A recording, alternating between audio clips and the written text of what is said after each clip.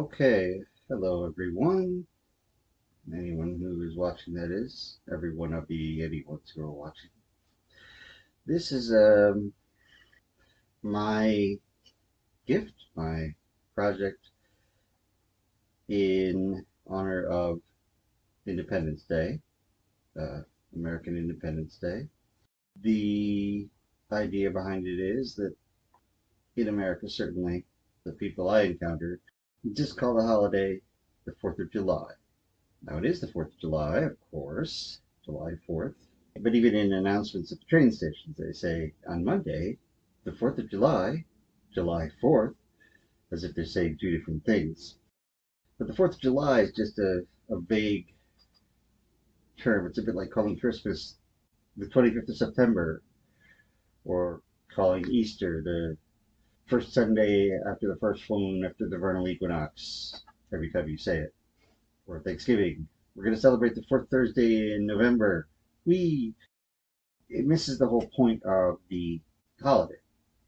And the point of the holiday is not fireworks, though I love fireworks more than most. Perhaps I at least have that little shred of pyromaniac that most humans seem to have. I also like, family get-togethers and things like that, barbecues, cookouts. So I won't be going to any of those. But I think it's important to remember what the day is about. I mean, it is the day of the Declaration of Independence, when the United States declared itself an independent country, and the Declaration of Independence was dated on that date. Obviously, it was written over the course of days before, mainly by Thomas Jefferson, with input from others, I think, including Benjamin Franklin. And if you believe Disney, by Benjamin Franklin's mouse. Don't think that really happened. But it is an important document. It was the beginning of what would become the first nation with a secular constitution, and maybe I'll do something about the Constitution later for the same day, or maybe some other day. Maybe tomorrow I'll record that and release them both on Independence Day. But however much we have failed to live up to the ideals declared in the Declaration of Independence, and we have, it doesn't mean that the ideas are bad. It's because, even weirdly enough, the men who wrote this had flaws, unlike any of the young people today, who would have been perfect had they been born in the 1700s, of course, and would have brought with them all advances we've made since then by some, I don't know what mechanism, by the stupidity of youth, perhaps. Anyway, it's an important document, and some of the things it says are very important. Some of the things it says are not as important, but are useful at least to talk about, like the various grievances that the declarers made when they declared their independence. So I'm going to be going through the whole thing. I'm going to read for you out loud. It would be really weird to read it silently on video.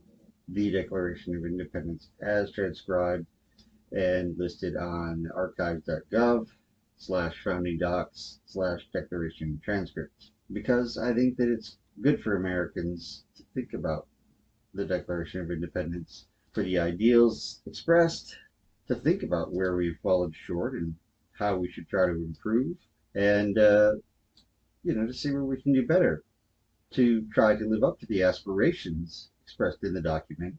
Always better. Set it as our goal. Set it as our ideals.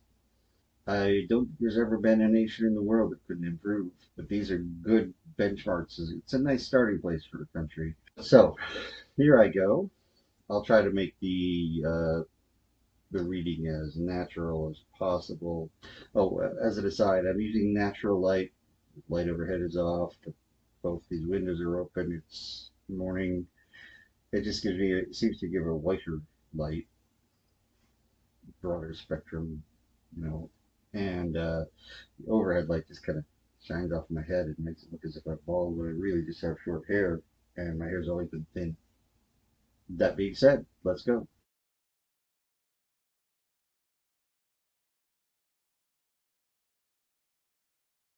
In Congress, July 4th, 1776.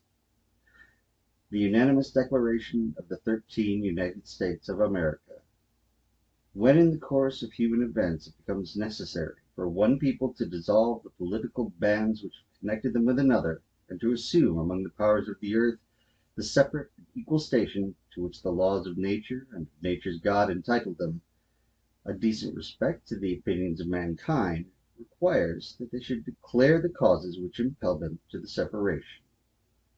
We hold these truths to be self-evident: that all men are created equal, that they are endowed by their Creator with certain unalienable rights, that among these are life, liberty, and the pursuit of happiness, that to secure these rights governments are instituted among men, deriving their just powers from the consent of the governed, that whenever any form of government becomes destructive to these ends, it is the right of the people to alter or abolish it, and to institute new government, laying its foundations on such principles and organizing its powers in such form as to them shall seem most likely to effect their safety and happiness. Prudence indeed will dictate that governments long established should not be changed for light and transient causes, and accordingly all experience has shown that mankind are more disposed to suffer, while evils are sufferable, than to right themselves by abolishing the forms to which they are accustomed. But when a long train of abuses and usurpations, pursuing invariably the same object, evinces a design to reduce them under absolute despotism, it is their right, it is their duty, to throw off such government, and to provide new guards for their future security. Such has been the patient sufferance of these colonies, and such is now the necessity which constrains them to alter their former systems of government. The history of the present King of Great Britain is a history of repeated injuries and usurpations, all having in direct object the establishment of an absolute tyranny over these states. To prove this, let facts be submitted to a candid world. He has refused his assent to laws the most wholesome and necessary for the public good. He has forbidden his governors to pass laws of immediate and pressing importance unless suspended in their operation till his assent should be obtained, and when so suspended he has utterly neglected to attend to them. He has refused to pass other laws for the accommodation of large districts of people unless those people would relinquish the right of representation in the legislature, a right inestimable to them and formidable to tyrants only. He has called together legislative bodies at places unusual, uncomfortable, and distant from the depository of their public records, for the sole purpose of fatiguing them into compliance with his measures. He has dissolved representative houses repeatedly for opposing with manly firmness his invasions of the rights of the people. He has refused for a long time after such dissolutions to cause others to be elected, whereby the legislative powers, incapable of annihilation, have returned to the people at large for their exercise, the states remaining in the meantime exposed to all the dangers of invasion from without and convulsions within. He has endeavored to prevent the population of these states, for that purpose obstructing the laws of naturalization of foreigners, refusing to pass others to encourage their migrations hither, and raising the conditions of new appropriations of lands. He has obstructed the administration of justice by refusing his assent to laws for establishing judiciary powers. He has made judges dependent on his will alone for the tenure of their offices and the amount and payment of their salaries. He has erected a multitude of new offices, and sent hither swarms of officers to harass our people and eat out their substance. He has kept among us in times of peace standing armies without the consent of our legislatures. He has affected to render the military independent and superior to the civil power. He has combined with others to subject us to a jurisdiction foreign to our Constitution and unacknowledged by our laws, giving his assent to their acts of pretended legislation, for quartering large bodies of armed troops among us, for protecting them by a mock trial from punishment for any murders which they should commit on the inhabitants of these states, for cutting off our trade with all parts of the world, for imposing taxes on us without our consent, for depriving us in many cases of the benefits of trial by jury, for transporting us beyond seas to be tried for pretended offenses, for abolishing the free system of English laws in a neighboring province, establishing therein an arbitrary government, and enlarging its boundaries so as to render it at once an example and fit instrument for introducing the same absolute rule into these colonies, for taking away our charters, abolishing our most valuable laws, and altering fundamentally the forms of our governments, for suspending our own legislatures and declaring themselves invested with power to legislate for us in all cases whatsoever. He has abdicated government here by declaring us out of his protection and waging war against us. He has plundered our seas, ravaged our coasts, burnt our towns, and destroyed the lives of our people. He is at this time transporting large armies of foreign mercenaries to complete the works of death, desolation, and tyranny already begun with circumstances of cruelty and perfidy scarcely paralleled in the most barbarous ages, and totally unworthy the head of a civilized nation. He has constrained our fellow citizens taken captive on the high seas to bear arms against their country, to become the executioners of their friends and brethren, or to fall themselves by their hands. He has excited domestic insurrections among us, and has endeavored to bring on the inhabitants of our frontiers, the merciless Indian savages, whose known rule of warfare is an undistinguished destruction of all ages, sexes, and conditions. In every stage of these oppressions we have petitioned for redress in the most humble terms.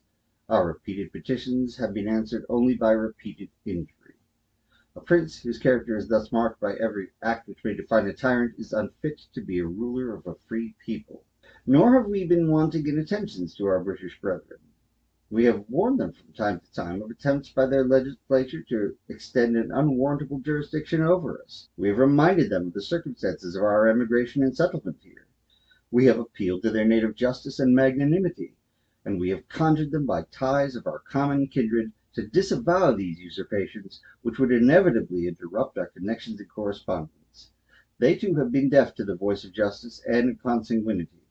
We must therefore acquiesce in the necessity which denounces our separation, and hold them, as we hold the rest of mankind, enemies in war, in peace, friends. We therefore, the representatives of the United States of America in General Congress, assembled, appealing to the Supreme Judge of the world for the rectitude of our intentions, do, in the name and by authority of the good people of these colonies, solemnly publish and declare that these united colonies are, and of right ought to be, free and independent states, that they are absolved from all allegiance to the British Crown, and that all political connection between them and the state of Great Britain is and ought to be totally dissolved, and that as free and independent states they have full power to levy war, conclude peace, contract alliances, establish commerce, and to do all other acts and things which independent states may of right do.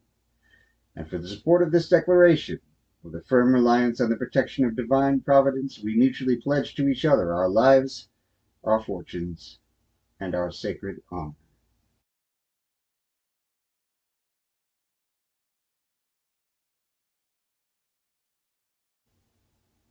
That's it. Not very long, less than 15 minutes to read out loud, I think. So there are some embarrassing moments, of course, things that are said, which we wouldn't necessarily agree with nowadays among the grievances. The last one is a little embarrassing, but that's not really the point.